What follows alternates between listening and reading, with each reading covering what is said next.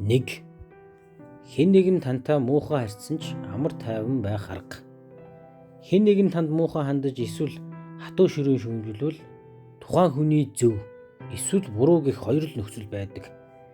Хэрв түүний зөв бол тэр үннийг хийсэн учраас та гомдлоод байх шалтгаан үгүй. Харин түүний буруу бол тэр буруу бодож алдаа гаргажээ гэж ойлго. Та амьдралдаа хэр их алдаа гаргаж байснаа өөртөө сануулж түүнийг ч мөн адил ижлэхэн алдаа хийж байгаад нь харамсаарай. Өөрийн чатгаараа түүнд яаж ямар алдаа гаргасан болохыг тайлбарлаж өгөхийг хичээ. Ингэхдээ түүнд муу санаж, атгах санаа өөрчлөж эсвэл бусдад сайхан харагдах гэж биш. Харин түүнд туслахаар чин сэтгэлээсээ нүүр нүрээ харан ярилцах нь оновчтой.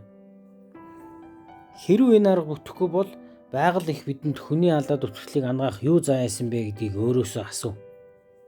Жишээ нь атгах санааг ангаах зүйлс нь сайхан сэтгэл, хүнлэг чанар юм. Энэ аргыг ашиглаад үр дүнд хүрэх хэсгийг шалгаарай. Сайхан аашлаад байвал ямар ч хүн уярдаг. Хүн сайхан сэтгэл гаргасаар байхад адаар аашилж муухай хандсаар байдаг хүмүүс түн цөөхөн тохиолдно. Хүмүүс юу гэж хэлж, юу ч хийсэн бай, сайн хүн байх нь миний эрхэм зорилго юм аа. 7-гийн 10.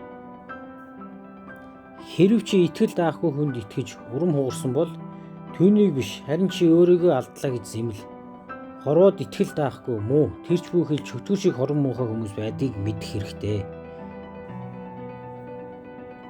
Тийм адгийн хүмүүстэй амьдралдаа хизээж таарахгүй гэж бодох нь өөрөө их гинэн бодол байгаа биз.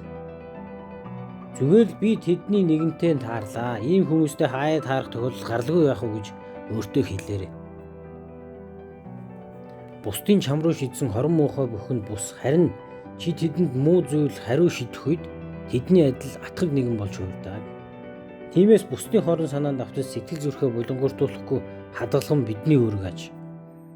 Хамгийн бахтан мөшөө авалбал дайсан шигээ болохгүй байх болоо. 6-гийн 6.